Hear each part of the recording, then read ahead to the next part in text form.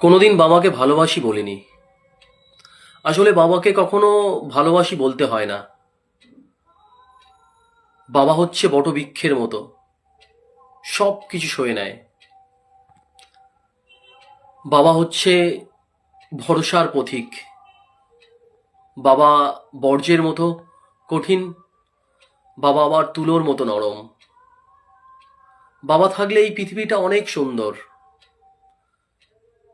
যার বাবা নেই, শুধু তারাই জানে বাবা না থাকার যন্ত্রণা। কারণ আমার বাবা নেই, আমি বাবাকে হারিয়েছি। তো সকলকে বলবো, তোমরা তোমাদের বাবাকে অনেক অনেক বেশি করে ভালোবাসো, বাবাকে সম্মান করো, বাবার কথা শুনে চলো। রাধে রাধে। ধন্যবাদ সকলকে।